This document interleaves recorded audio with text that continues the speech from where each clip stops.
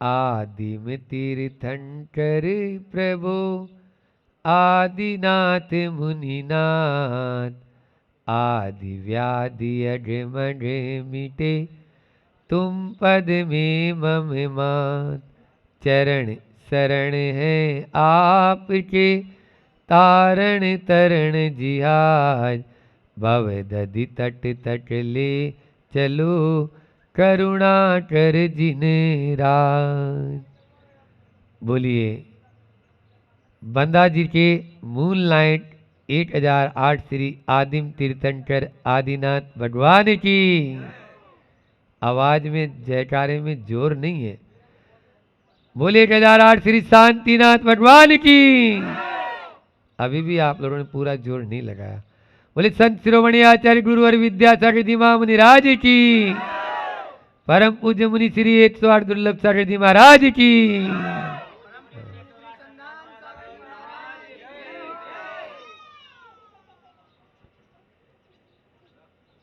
आज चैत्र शुक्ल एकम है।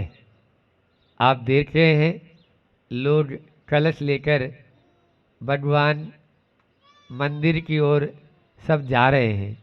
क्यों जा रहे हैं? क्योंकि भारतीय नव वर्ष प्रारंभ होता है।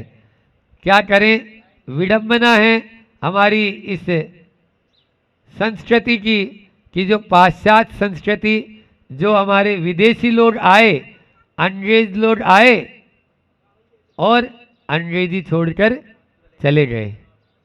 हाँ, ऐसे ही बोलते थे पहले जब हम छोटे थे तब, क्योंकि अंग्रेजी हमें बहुत खराब सब्जेक्ट जैसा लगता था कि ये कहाँ से आ गई। गणित में आते थे 100 में से 99 नंबर, हिंदी में आते थे 100 में से 90 नंबर, और संस्कृत में 100 में से 100 99, लेकिन अंग्रेजी में 100 में से 35 40 50 पूरा परसेंटेज इसी से चला जाता है। अभी भी वही हालत है कि अंग्रेज चले गए लेकिन उनकी अंग्रेजियत यहीं पर रह गई। इसी प्रकार से 1 तारीख मनाने लगे। अब 31 दिसंबर को तो साल का अंत मानते हैं, कैलेंडर ही वही चलते हैं ना। सब घरों में जाके देख लो, यहाँ गांव बंदा में एक एक घर में सब में कैलेंडर वही लगे। बोलो, बैंक भी वैसे ही चलते हैं। हाँ, सारे के सारे पूरी की पूरी संस्कृति तहस नहस कर दी हमारी। हमारे यहाँ लोगों को मालूम ही नहीं है तिथि क्या होती है, जानती नहीं। पहले सब काम तिथि से होते थे, अब तारीख से होने लगे। ये सब आज इस विदेशी संस्कृति की, विदेशी शिक्षा की बलिहारी है। हमारे आचार्य श्री जी बोलते हैं, जब तक आप विदेशी गुलाम, विदेशी शिक्षा नीति को अपनाओगे, विदेशी शिक्षा से हम अपनी बच्चों को पढ़ाएंगे, तब तक गुलाम और होते चले जाएंगे, और गुलाम होते चले जाएंगे।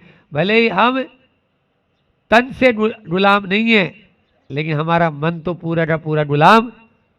और हमारे पूर्वज कहते थे, दादाजी बैठे यहाँ बता के, कि मन के हारे हार है और मन के जीते जीत है। यदि अपन मन से गुलाम बन गए तो फिर आपको अलग से हथकड़ी पहनाने की जरूरत नहीं है।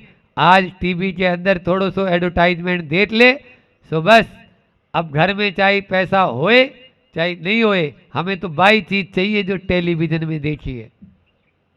जा हालत हो गई। बोलो, छोटे छोटे गांव में, यहाँ इतना अच्छा गांव, पीछे पहाड़, आगे तालाब और बीच में गांव, और क्या चाहिए इससे बढ़िया। दोनों तरफ प्रकृति का सौंदर्य लुट रहा है, लुट रहा है, बट नहीं रहा यहाँ पे। कि वास्तु के हिसाब से भी पीछे पहाड़ हो और आगे तालाब होए तो कितना अच्छा लगता है, लेकिन सब तहस नहस हो गए। पहले जो है सूर्योदय से वास्को डी गामा भारत आया। वास्को डी गामा का नाम सुना होगा आपने। भारत में आया तो उसने अपनी जीवन यात्रा में लिखा, मैंने भारत की चतुर्दिक यात्रा की। चतुर्दिक यात्रा का मतलब समझते हो? चारों दिशाओं में मैंने यात्रा की। भारत में एक चीज, सब 2 चीज मैंने देखने को मिली। बोले क्या? बोले भारत में कोई आदमी फालतू नहीं है। बेरोजगारी नहीं है, सब अपने अपने काम में मस्त हैं। आज के 400-500 साल थी ये स्थिति नहीं थी? बोलो बोलो, हाउ तो बोलो। 400-500 साल पहले कोई को ज़्यादा फालतू कोई बातचीत करने की फुर्सत नहीं, सब अपने खेतों में काम कर रहे हैं, सब अपने अपने कामों में जुटे हैं, महिलाएं अपने कामों में लगी है। इस प्रकार से ये यहाँ भारत की संस्कृति थी। और दूसरी बात जो लिखी वो याद रख लेना, लिख लो अपने जहन में, अपने हृदय में। उसने लिखा अपनी डायरी में कि भारत की यात्रा में मैंने देखा कि भारत की शुरुआत, भारत के लोगों की शुरुआत सूर्योदय से होती और सूर्यास्त तक उनकी जीवन शैली समाप्त। जो दिन भर का कामकाज है वो सूर्योदय से शुरुआत होती है और सूर्यास्त पर खत्म। अब रात के 12 बजे भी आदमी भाग रहा है। जाके देख लो हावड़ा स्टेशन कलकत्ता में, प्रतिदिन 4 से 5 लाख आदमी पुल पार करे थे। क्या बोल रहे हैं? 5 लाख आदमी यमुना वहाँ पे जो नदी है गंगा नदी, तो गंगा नदी के इस पार से उस पार जाता है, प्रतिदिन जाता है। हम चातुर्मास करके आए हैं वहाँ पे, एक बार नहीं 2-2 बार गए कलकत्ता। उस हावड़ा स्टेशन, हावड़ा ब्रिज, उस हावड़ा ब्रिज पे इतने आदमी पूरी रात भर चलते हैं। ये क्या, ये कोई भारत की संस्कृति है? भारत की संस्कृति तो आज भी इन गांवों में विद्यमान है। इन छोटे छोटे गांवों में जाके देखो तो वही स्थिति है। आज भी सूर्योदय से अपनी शुरुआत करते हैं और सूर्यास्त पर अपने रेस्ट कर लेते हैं। अब कुछ नहीं भैया, हो गए, जितनो कमानो तो कमा लियो, अब ज़्यादा नहीं कमाने, कहाँ धरें अपन ले जाके, जा स्थिति है। यही होना चाहिए। आज हमारी पिछली श्रृंखला चल रही है मन के ऊपर, मन के ऊपर पीछे द्रोणगिरी से हम बोल रहे हैं, तो आज भी उसी पे थोड़ा बोलना है कि ऐसी कोई भी मुसीबत नहीं, ऐसी कोई भी मुसीबत नहीं जो मन से अधिक शक्तिशाली हो। क्या बोला हमने? दोबारा बोले, ऐसी कोई भी मुसीबत नहीं जो मन से अधिक मजबूत हो, शक्तिशाली हो। क्यों? क्योंकि मन की शक्ति के आगे संसार की सारी शक्तियां फीकी है, सारी शक्तियां कमजोर है। इसलिए मन की शक्ति को समझने की जरूरत है। दुनिया की सारी दौलत के आगे मन की दौलत जो है सबसे श्रेष्ठ है, सबसे श्रेष्ठ है। एक बार ऐसा हुआ कि आप लोग देखते हैं, जैसे गांव में यहाँ पर किसान काम कर रहा है अभी, है ना, फसल आ रही है तो निकालता ही है।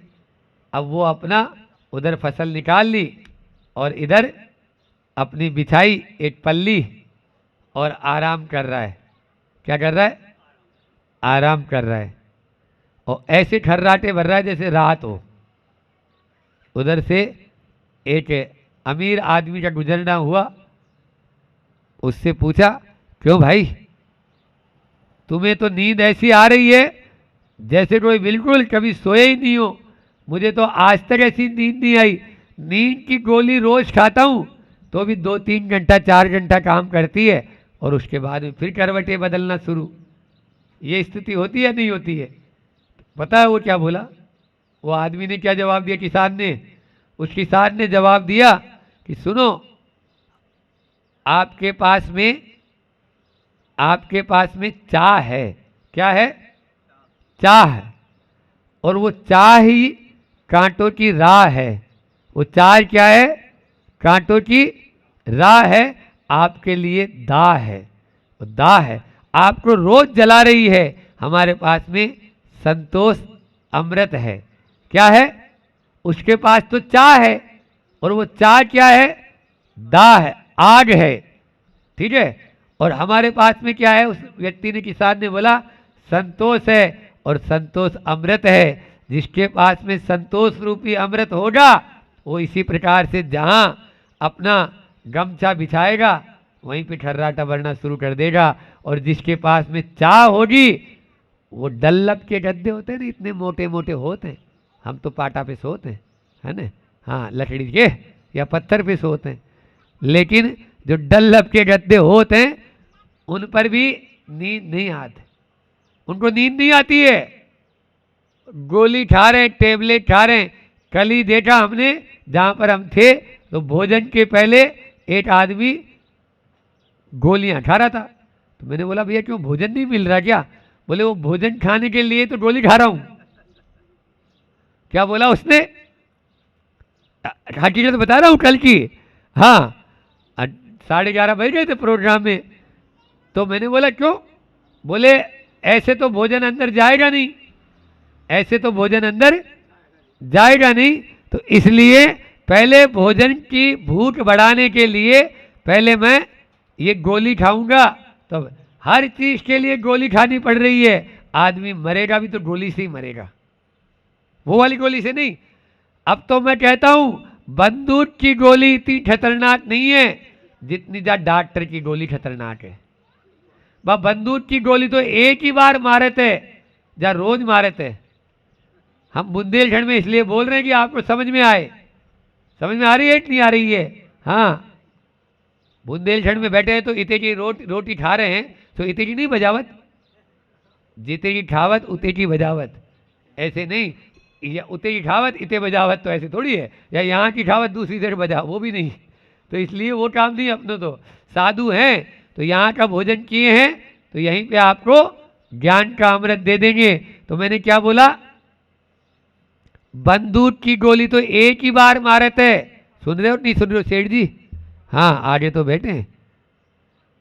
लेकिन जब डॉक्टर की गोली रोज, आपको बताऊं हकीकत गांव वालों कि एमआर होता है एक, एमआर मतलब मेडिकल रिप्रेजेंटेटिव, हाँ, मतलब प्रतिनिधि रिप्रेजेंटेटिव। तो वो एमआर को ये बात बोली गई कि भाई तुम ऐसी दवा बनाना जिससे इंसान मरे भी नहीं और ठीक भी नहीं होए। अब बताओ, ऐसे तो उन डॉक्टरों के दिमाग में, भेजा में, या ऐसी उनकी गंदी भावना है, ऐसी गलत भावना है। बोले इंसान ठीक भी नहीं होए और इंसान मरे भी नहीं। क्यों? इंसान मर जाएगा तो हमारी दवाई कौन खाएगा? और इंसान ठीक हो जाएगा तो हमारी दवाई कौन खाएगा? अगर दवाई लेते ही इंसान ठीक हो गया तो फिर कौन आएगा मेरे यहाँ पे? अब वो जो 1 करोड़ की मशीन लगाई है, 5 करोड़ की मशीन लगाई है, वह MRI, MR बोला था अभी, अब आई और हो गया। अभी तो MR था, अब आई। तो MRI, CT scan, colour Doppler, हाँ, ECG और कौन कौन सी न जाने क्या क्या जांच की, एक्सरा, PCG, ये इतनी मशीनें चला दी, जो सो है उते पहुंचते ही आपकी जेब से 500 को 1000 को नोट सरका लेते हैं जल्दी से कि हाँ नीचे दे दो भैया। होते नहीं होते? बोलो तो हाउ, तो बोलो। तुम हाउ ही नहीं बोल रहे, बताओ कैसे गाँव वाले हो? हाँ, समझ में आ रही है तो हाउ बोलो। तो इसलिए जीवन में मन को नियंत्रण तो हम करना है, नया साल हमको मनाना है, लेकिन जब तक अपन प्रकृति के समीप नहीं आएंगे तब तक कुछ नहीं आएगा। कल मैंने कहा था कि भूख लगने पर खाना ये हमारी प्रकृति है, समझ में आया? और भूख से ज्यादा खा लेना ये विकृति है। और दूसरे को खिला, दूसरा कोई भूखा है उसको पहले देके और फिर खाना भूख लगने पर भी, ये हमारी संस्कृति है। हम संस्कृति के जीने वाले हैं। आज यह नए साल का प्रथम दिन हम सबके लिए अच्छा होगा तभी जब हम संस्कारों को जीवन में अपनाएंगे। उन संस्कारों को, जिन संस्कारों के ऊपर चलकर कोई गौतम बुद्ध बन गया तो कोई भगवान महावीर स्वामी बन गए। उन संस्कारों को जिनको अपनाकर कोई महात्मा गांधी बन गए तो कोई स्वामी विवेकानंद बन गए। उन्हीं संस्कारों को अपनाकर निश्चित रूप से आगे हम बढ़ सकते हैं, अन्यथा कोई भी आगे नहीं बढ़ पाएंगे। हमारे एक उदाहरण बताता हूँ आगम का, शास्त्रों का, कि किस प्रकार से मन के अंदर हुतल पुतल होती है, और मन जो नरक की यात्रा करने वाला है वही स्वर्ग की यात्रा करा सकता है। एक महाराज थे, धर्म रुचि महाराज, सुन रहे हो? हाउ नहीं बोला। हम बीच बीच में इसलिए पूछते हैं कि आप लोग ऐसे खो जा रहे हैं कि बस महाराज को ही देखते रहे तो इसलिए तो हाउ बोलो, सुन रहे हो? हाउ, अब बहुत अच्छा, ऐसा लगा। तो हमने बोली कि वो एक धर्म रुचि महाराज थे। वो धर्म रुचि महाराज जंगल में तपस्या कर रहे थे। वो पहले राजा थे। क्या थे? राजा थे। ये जैसे मान लीजिए कोई भी महाराज बन जाते हैं तो ऐसे नहीं कि कोई अब घर में खाने को नहीं मिली सो चलो भैया महाराज बन जाए, सो अच्छे लड्डू तो मिले ही हैं। वो बोले हैं ना कि मूड मुड़ाए तीन गुड़, मूड मुड़ाए सिर की मिट गई खाज, और खाने को लड्डू मिले, लोग कहे महाराज आओ महाराज आओ महाराज, है ना? ऐसे महाराज नहीं बनत। अच्छे पढ़े लिखे हमारे आचार्य विद्यासागर जी महाराज तो अच्छे बढ़िया इंटेलिजेंट जो होते हैं, बढ़िया बुद्धिमान होते हैं, विवेकशील होते हैं, उनको ही दीक्षा देते हैं। ऐसे नहीं जिनसे घर में कछु न बनी, भाई इतने आगे क्या बना लें, कछु न हमारे समाज के ऊपर और भार हो जाए, तो ऐसे को दीक्षा देने में कोई नहीं। अब वो महाराज राजा थे। अब राजा थे तो बैठे थे ध्यान में, उधर से उनका काफिला गुजरा। तो जो काफिला गुजरा, उनके जो मतलब मंत्री थे और पुरोहित थे और उनकी प्रजा थी, वो सब गुजर रहे थे। अब सब नमोस्तु बोल रहे थे, नमोस्तु महाराज, अपने महाराज, अपने महाराज, अपने गांव के महाराज थे, पहले राजा थे अपने तरीके, अब महाराज नमोस्तु महाराज, नमोस्तु महाराज, सब बोलते बोलते जा रहे थे। अब गांव में कोई खुरापाती तो होती है, एक आध तो खुरापाती होती है, सब गाँव में होते हैं। तो उतने भी एक खुरापाती तो वो पीछे वालों जो थो लास्ट में वो बोलते हाओ नमोस्तु नमोस्तु कर रहे पूरी प्रजा इनको। हाँ, वो देखो अब हाथ पे हाथ धर के बैठो है नंड धड़ंग इते। हाँ, ए बच्चों इसको बाहर भेजो, या तो मुंह पे उंगली रखो, मुंह पे उंगली रख लो, ए मुंह पे उंगली रखो। हाँ ठीक है। तो अब नंद धड़ंग बैठ गए। देखो अब क्या ले लियो, इनको पूरो को पूरो राज्य हड़प लियो, और इनके मंत्री ने, अब मंत्री राजा बन के बैठो है, और जे क्या है देखो इनके अंदर में पूरा दम तो खम तो, तब तो कोई इनके सामने नहीं बोलत तो। और आज जो है हाथ पे हाथ धर के बैठे हैं। ऐसा कौन ने बोल दिया? वो जो सिर फिरा था ना उसने। अब इनको आई गुस्सा, इनको आई गुस्सा, और ऐसे गुस्से में लाल पीले हो रहे हैं। तभी उधर से राजा श्रेणिक गुजरा। राजा श्रेणिक गुजरा, बोले महाराज तो ऐसे नहीं होते, इतने गुस्से में तो आज तक कोई महाराज को नहीं देखा। और सीधा राजा श्रेणिक महावीर स्वामी के समुद्र में जाके पूछता है, भगवान अभी अभी मैंने एक मुनिराज को देखा और वो इतने ज्यादा गुस्से में थे, उनकी क्या गति होने वाली है? भगवान महावीर स्वामी ने कहा जो उत्तर ध्यान देने लायक है, वो यदि अंतर मूर्त ऐसे ही रह गए तो 7वें नरक में चले जाएंगे। क्या बोला? 7वें नरक में चले जाएंगे मुनि महाराज। मन की परिणति देख रहे हो? सुन रहे हो नहीं सुन रहे हो बच्चों? हाँ आप लोग सुन लो गांव वालों। अब वो 7वें नरक में चले जाएंगे। तो इधर ये राजा श्रेणिक ऐसा जब बोला और वापस लौटा, वहां देखते नजारा ही कुछ और है, नजारा ही कुछ और है। वहां तो देवता लोग आसमान से उतर के उनका केवल ज्ञान कल्याण बना रहे हैं, उनकी पूजा कर रहे हैं, उनकी अर्चा कर रहे हैं, और उनका समोसरण लगा हुआ है। उन मुनि महाराज का समोसरण लगा हुआ है। लोग देख के अचंभित, वो राजा श्रेणिक भी, भगवान झूठ बोलते क्या? भगवान तो कभी झूठ नहीं बोलते। अब दूसरे दिन भगवान के समोसरण में फिर पहुंचा, बोला भगवान आपने कही थी 7वें नरक चले जाएंगे और वहां तो केवल ज्ञान बना रहे। बोलो राजा श्रेणिक, तुमने जब पूछा था तब की बात अलग थी और उसके बाद की बात अलग है। मन की परिणति देखो कैसी होती है। वो जो महाराज थे वो पहले राजा थे, किसी ने बोला इनका पूरा राज्य हड़प लिया और उनको ऐसा गुस्सा आया, अभी देखता हूं उस मंत्री को, जिस मंत्री ने राज्य ले लिया मेरा, और गुस्से में उनकी दो आदत थी। एक आदत थी सिर पे हाथ ले जाना और दूसरी आदत थी अपने कमर से कटार बाहर निकालना। कटार बाहर निकालना, जैसे ही हाथ वो यहाँ लेके गए और यहाँ से कटार के लिए लेके गए, अब हाथ पे यहाँ पे मुकुट होए, तब तो मुकुट दिखे, वो अपना मुकुट संभालते थे, और यहाँ पर तलवार होए तो निकले। अब अरे मैं तो महाराज हूँ, कपड़े भी नहीं पहन रखा। अरे कौन का राजा, कौन सा राजा, किसका राजा, कौन सा राज्य, कौन बेटा, कौन माँ, कौन पत्नी, कौन क्या, ये सब तो अनादिकाल से मिलते ही रहते हैं। ये तो सब मिटने वाले हैं, कोई भी शाश्वत नहीं है। कब किस कौन मिट जाएगा कोई पता नहीं है। इसलिए मेरी आत्मा ही ऐसी है जो कभी मिट नहीं सकती है। इधर ध्यान दो, मेरी आत्मा ही ऐसी है कि ये कभी मिट नहीं सकती है। और वो हाथ पे हाथ धर के बैठे और केवल ज्ञान की प्राप्ति हो गई, केवल ज्ञान की प्राप्ति हो गई। लोग देवता लोग आसमान से उतरकर केवल ज्ञान कल्याणक की पूजा वहां पर कर रहे हैं। बंधुओं, मन के माध्यम से ही कहा वो सातवें नरक में जाने योग्य परिणाम कर लिए, और मन के माध्यम से ही वो धर्म रुचि महाराज केवल ज्ञान को प्राप्त कर लिए।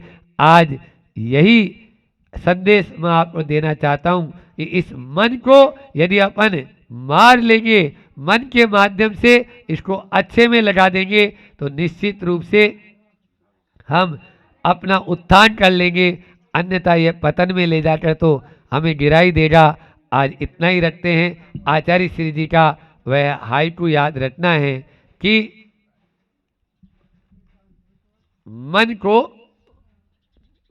को ठंडे बस्ते में रखना ही मोक्ष मार्ग है। क्या बोला आचार्य श्री जी? मन को ठंडे बस्ते में रखना ही मोक्ष मार्ग है। इसलिए अपने आप को यदि मोक्ष मार्ग में लगाना चाहते हो, आगे बढ़ना चाहते हो, अपना कल्याण करना चाहते हो, सुख शांति और समृद्धि चाहते हो, तो इसको ठंडे बस्ते में रख दो। ये हमेशा गर्मी में रहता है। बंदर को चंचल बोलते जरूर हैं, लेकिन बंदर इतना चंचल नहीं है। बंदर को चंचल बोलते जरूर हैं, लेकिन बंदर इतना चंचल नहीं है जितना चंचल होना चाहिए था। वह तो उससे भी ज्यादा चंचल कौन है? मन उसका भी बाबा है। इसलिए उस बाबा को देखो, चंचलों का भी चंचल है। इसलिए 1 सेकंड में अमेरिका जाके आ जाता है। बोलो, बंदर जाएगा क्या? नहीं जाएगा। यहां से वहां, वहां से वहां, वहां से वहां, हुटा पटट, सुबह से लेके शाम तक इस मन में कैसे कैसी फितूरी आती है, कैसे कैसे विचार आते हैं, आप अपने आप में झांक के देख लेना। इसलिए वो गांधी जी के तो 3 ही बंदर थे। कितने बंदर? 3 बंदर।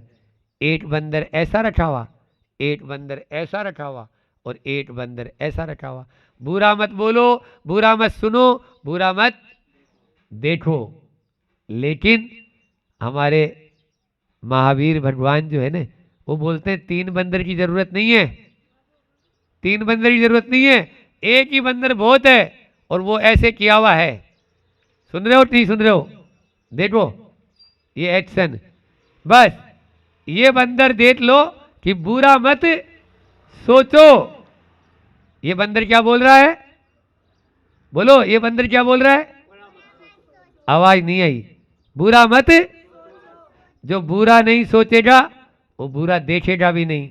जो बुरा नहीं सोचेगा वो बुरा बोलेगा भी नहीं। जो बुरा नहीं सोचेगा वो बुरा सुनेगा भी नहीं। बोलो, बुराई सुनेंगे। इसलिए गांधी जी के 3 बंदर के साथ में ये चौथा बंदर जरूर याद रख लेना गांव वालों आज, कि बुरा मत सोचो। बुरा सोचेंगे और किसी के प्रति आग्रह पूर्वाग्रह वैसा बना लेंगे, हर चीज में आपको गुस्सा ही गुस्सा नजर आएगा। अपने मन को ठंडे बस्ते में रखने का ये सबसे सुंदर तरीका है। इतना ही रखते हैं, समय भी आप सबका पूरा हो चुका है। बोलिए अहिंसा परमो धर्म की। आचार्य गुरु और विद्यासागर जी महाराज की जा वाणी के जानते सूजे लूटा लूट, सो वाणी मस्तक नमु सदा दे तू डोट। हे जिन वाणी भारती तो ही जपूं दिन रैन, जो तेरा सरना रहे सो पावे सुख चैन। देव बजूं अरिहंत को गुरु सेवा निर्जन, दया धर्म पालो सदा यही मोक्ष का पन। परम पूज्य मुनि श्री अक्षर दुर्लभ सागर जी महाराज की। भैया जी ने कहा रात भर आप अरनाथ भगवान की चरण शरण में बैठे थे, कुछ बताओ। तो एक बात ध्यान रखना भैया जी, जो चीज आत्मा से होती है उसको इंद्रिय से नहीं बताया जा सकता। जो चीज आत्मा से होती है उसको इंद्रियों से मैं नहीं बता सकता कि मेरी आत्मानुभूति वहाँ कैसे हुई थी, वहाँ मुझे क्या आनंद आया। ये तो तब लगेगा जब आप स्वयं वहाँ बैठोगे। तो मोक्ष कल्याणक की पूर्व संध्या पर भाव हुए, इतना प्राचीन जिनबिंब है, हजारों साल प्राचीन वो जिनबिंब है, क्यों ना उनके साथ बैठा जाए। अच्छा लगा, बहुत अच्छा लगा, लेकिन वो बता नहीं सकता कितना अच्छा लगा। इंद्रियों से वो बताया ही नहीं जा सकता, वो तो अनुभव किया जा सकता है। और जो आत्मा का अनुभव वो इंद्रियों से बताया नहीं जा सकता हैगा। दूसरी बात, कल की बात थी अपनी, कल की अपन चर्चा करते हैं। सबसे पहले एक बात आप लोगों के बीच में रखता हूँ, समय बहुत कम है फिर भी रखने का प्रयास करूँगा। दो चीज़ें हैं इस दुनिया में, एक है श्रेष्ठ और एक है शुभ। एक है श्रेष्ठ और एक है शुभ, है दोनों अच्छी, लेकिन दोनों में बहुत अंतर है। श्रेष्ठ क्या है, शुभ क्या है। इस दुनिया में श्रेष्ठ की श्रेणी में जितनी वस्तुएं आती, बहुत सारी वस्तुएं जितनी अधिक हैं सब श्रेष्ठ में, उसकी अपेक्षा शुभ की श्रेणी में आए वैसी वो वस्तुएं बहुत कम हैं। ध्यान देना इस चीज़ पर, शुभ की श्रेणी में आए वो वस्तुएं बहुत कम हैं। श्रेष्ठ की पसंद करने वाले जितने लोग हैं उसकी अपेक्षा शुभ को पसंद करने वाले बहुत कम लोग हैंगे। जब सभी लोग, चाहे यहाँ बैठे शिक्षक लोग हों, चाहे सत्ताधीश हों, चाहे माता पिता हों, चाहे छोटे छोटे नन्हे मुन्ने बच्चे हों, श्रेष्ठ की बजाय सभी का झुकाव शुभ की ओर है, श्रेष्ठ की ओर नहीं है, शुभ की ओर है। जबकि मैं तो ये कहता हूँ कि नहीं, श्रेष्ठ का अगर चुनाव का मौका आए, अकेला श्रेष्ठ हो तो श्रेष्ठ को चुन लेना, लेकिन जब श्रेष्ठ और शुभ की बात आए तो ध्यान रखना अपने जीवन में शुभ को चुनना, श्रेष्ठ को मत चुनना। महाराज जी क्या कह रहे हो आप, क्या श्रेष्ठ क्या शुभ, हमें समझ में नहीं आ रहा है। समझा रहा हूँ, आपको बता रहा हूँ। एक संपत्ति श्रेष्ठ है और दान शुभ है। संपत्ति श्रेष्ठ है, दान शुभ है। मौका आए तो दान को देना, संपत्ति को पसंद मत करना। रूप श्रेष्ठ है, शील शुभ है। रूप श्रेष्ठ है, बहुत अच्छा है, और शील क्या है, शुभ है। शील को पसंद करना, ध्यान रखना, कभी भी रूप को पसंद मत करना। तंदुरुस्ती श्रेष्ठ है, परमार्थ शुभ है। ध्यान रखना, तुम किसको पसंद करना, परमार्थ को पसंद करना, उसको मत पसंद करना। मान लो प्रथम स्थान पर उत्तीर्ण होना श्रेष्ठ है, पर उसकी अपेक्षा बीमार माता पिता की सेवा करना वो शुभ है। शुभ को पसंद करना बंधुओं। मनोरंजन का कार्यक्रम श्रेष्ठ है बच्चों, बहुत अच्छी बात है, परंतु उसकी अपेक्षा परोपकार में अगर तुम लगाओगे तो वो शुभ है। उस शुभ को पसंद करना, ये भेद रेखा तुम्हारे जीवन में आनी चाहिए, शुभ की और श्रेष्ठ की।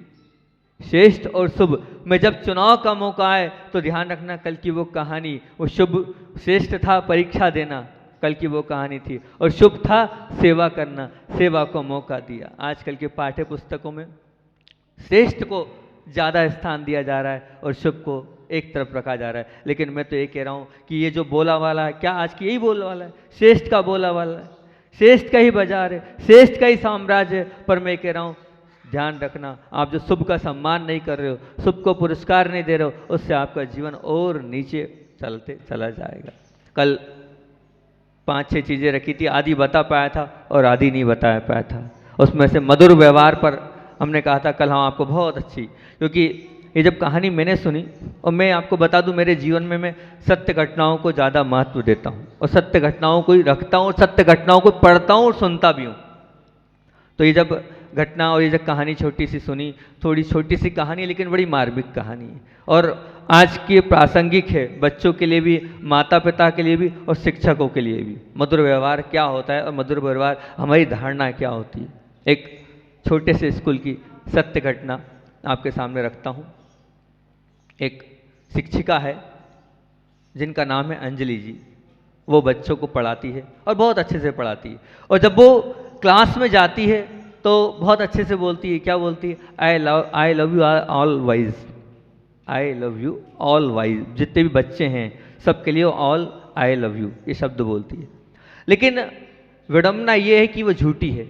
वो झूठी इसलिए है, उन बच्चों के अंदर, बच्चों ध्यान से सुनना, उन बच्चों के अंदर एक बच्चे के प्रति उसकी धारणा दिन पे दिन ऐसी जा रही थी। ये बच्चा आवारा है, ये बच्चा कपड़े ढंग से नहीं पहनता है, ये बच्चा जूते व्यवस्थित नहीं लगा के आता है, ये बच्चा होमवर्क नहीं करता है, ये कंघी व्यवस्थित नहीं करता है, इसके कपड़े गंदे रहते हैं। मतलब उसकी धारणा धीरे धीरे, और फिर पढ़ता भी नहीं है, और फिर उसके बाद व्यवस्थित ध्यान भी नहीं रखता ना पढ़ाई का किसी चीज़ का। तो वो जो धारणा है उस बच्चे के प्रति होती जा रही थी।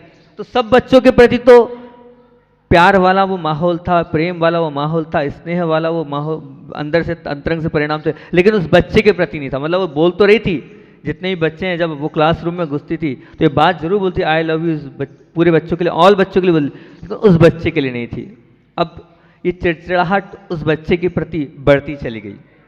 उस बच्चे के प्रति जब वो चिड़चिड़ाहट बढ़ती चली गई, तो जब वो जो रिपोर्ट्स लिखते हैं तो उसकी रिपोर्ट्स में उसने लिख दिया, ये बच्चा ठीक नहीं है, ये बच्चे के अंदर व्यवहारिक भी नहीं है, ये व्यवस्थित रहता भी नहीं है, और हमारा मानना ये, इस स्कूल का अगर नाम बचाना हो तो इस बच्चे को इस स्कूल से निकाल दिया जाए। उसने ये लिख दिया। ये सत्य घटना है, बिल्कुल आपके सामने रख रहा हूँ। बच्चे का नाम था राजू। तो जब वहाँ के प्रिंसिपल ने उस रिपोर्ट को देखा कि ये पेरेंट्स को रिपोर्ट देनी, और मेरे लिए ये कहा गया प्रिंसिपल के लिए, इस बच्चे को आप निकाल दो अगर आप अपने स्कूल को बचाना चाहते हो तो बहुत अच्छी बात है। उसने पढ़ने के बाद उसने सोचा क्या करना चाहिए।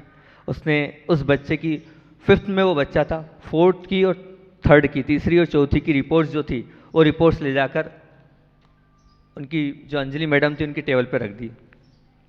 अब वैसे वो चाह रही थी कि मुझे तो इस बच्चे को बाहर करना है, उतनी चिड़चिड़ाहट थी उस बच्चे के प्रति। जैसे उसने 3rd की देखी रिपोर्ट, सबसे पहले पन्ने पलटाए तो उन्होंने देखा ये बच्चा बहुत अच्छा है। ध्यान से सुनना इस चीज़ को, ये बच्चा बहुत अच्छा है, पढ़ाई में बहुत इंटेलिजेंट है, और इस वर्ष ये 1st डिवीज़न आया है। लेकिन एक समस्या है, इसकी माँ को कैंसर बता दिया डॉक्टरों ने, इसकी माँ को कैंसर बता दिया डॉक्टरों ने, इसका ध्यान रखा जाए। पर बालक बहुत अच्छा है, व्यवहारिक है। 4th क्लास की देखी रिपोर्ट्स, तो 4th क्लास की जो रिपोर्ट्स थी, जो 4th क्लास की टीचर ने लिखी थी, बोले इसकी माँ धीरे धीरे बीमार होते होते चल बसी है। अब हमें और हमारी पूरे बच्चों को और स्कूल वालों को पूरा ध्यान रखना चाहिए, इस बच्चे का पूरा ध्यान रखा जाए, और इसको अगर हम सही तरीके से मैनेज करेंगे, सही तरीके से इसका ध्यान देंगे तो बच्चा बहुत आगे बढ़ सकता है। आज इसकी माँ नहीं है, इसको आज माँ की आवश्यकता है। तो जो क्लास की शिक्षिका हो, माँ जैसा इसके साथ व्यवहार करे। जब उसने उस पेपर को पढ़ा तो बड़ी आश्चर्यचकित हो गई वो, ओह मैं क्या कर रही थी, मैं तो इस बच्चे को निकाल रही थी, वो बिना माँ का बच्चा है, कौन उसको कपड़े पहनाएगा, कौन उसकी कंघी करेगा, कौन उसका होमवर्क करेगा, मैंने कुछ सोचा ही नहीं, समझा ही नहीं। अब जब वो अगली बार गई तो उसकी धारणा उस बच्चे के प्रति बिल्कुल बदल गई, बिल्कुल बदल गई उस बच्चे के प्रति। वो जब अंदर गई, अंदर जाने के बाद उसी तरह से उसने कहा I love you is all wise, परंतु आज फिर भी झूठी है वो, क्योंकि सब बच्चों से ज़्यादा उस बच्चे के प्रति उसका प्यार ज़्यादा झलक रहा था अंतरंग से उस बच्चे के प्रति। और वो वहाँ पहुँचने के बाद बोला बेटा ऐसे कंघी नहीं करते हैं, ऐसे कपड़े नहीं पहनते हैं, और फिर जो टिफ़िन वगैरह तो ये अपने साथ लेके आती, उसको बहुत संभालती, उसको पढ़ाती, उसको विशेष ध्यान रखती। जितना अपने बच्चे का ध्यान नहीं, उससे ज़्यादा उन्होंने उस बच्चे का ध्यान रखा, बहुत अच्छे से ध्यान रखा। वो बच्चा भी जो कहीं और जा रहा था, उस प्रेम से, उस मधुर व्यवहार से, उस स्नेह से, उस जो सिर पर हाथ रख के समझाने से सब सीखता चला गया, सब सीखता चला गया। और अंतोगत्वा जो 5वीं क्लास का जब रिजल्ट आया तो बच्चा फर्स्ट आया। क्या आया? फर्स्ट आया। जिसको वो कह रहे थे कि टेस्ट में पास नहीं होता, ये ध्यान नहीं देता। प्यार, स्नेह, वात्सल्य है ही ये। शिक्षक अगर इस प्रकार से दें तो बहुत अच्छी बात है। 5वीं क्लास तक का स्कूल था वो। कौन सी क्लास तक का? 5वीं क्लास तक का स्कूल था। 5वीं क्लास का स्कूल था। और जब फेयरवेल होता है, बच्चों को जाने के लिए कहा जाता है, तो वो बच्चा जो है अपनी मैडम के लिए, अंजलि मैडम के लिए गिफ्ट लेके आता है। वहाँ आप उस दृश्य को सुनना, मेरी तो उस सुनने के बाद थोड़ी सी आंखें नम हो गई कि क्या था। जब वो जो बच्चा है अपनी मैडम के लिए कुछ लेके आया, सुगंधित चीज़, जो आप क्या बोलते हैं उसको समझ लो आप, तो सुगंधित चीज़ और एक कड़ा लेके आया। पैकिंग भली ख़राब थी, पैकिंग खोली और उस जो अंजलि जी जो उनकी मैडम थी, उन्होंने उस जो सुगंधित चीज़ थी वो सुगंधित चीज़ अपने शरीर पर, कपड़ों पर लगाई और कड़े को पहन लिया। जैसे ही वो सुगंधित चीज़ लगी, वो बच्चा वहाँ से आया और वहाँ से दौड़ते दौड़ते आया और उसने एक ही शब्द बोला कि मैडम, आज आपके अंदर से मेरी माँ की खुशबू आ रही है, आज आपके अंदर से मेरी माँ की खुशबू आ रही है। और दौड़ते दौड़ते उस बच्चे को उस गले से लगा लिया। वो जो शिक्षिका महोदय थी उन्हें भी, और दोनों फूट फूट के रोने लगे, दोनों एक दूसरे से गले से लिपट के रोने लगे। अब उन्हें भी लगा कि इस बच्चे का क्या होगा, लेकिन 5वीं तक की वहाँ शिक्षण था, वो बच्चा आगे चला गया, आगे गया। प्रतिवर्ष जब भी पास होता तो अपनी शिक्षिका महोदय को हमेशा पत्र लिखता कि मैं पास हो गया हूँ, पर आपकी जैसी शिक्षिका मुझे कहीं नहीं मिल रही है। आगे बढ़ता चला गया, बढ़ता चला गया। जब वो शिक्षिका महोदय प्रतिवर्ष के प्रति पत्र आता था, और जब वो एक कुछ बन गया, और बन भी कोई ऐसा वैसा नहीं, डॉक्टर बन गया।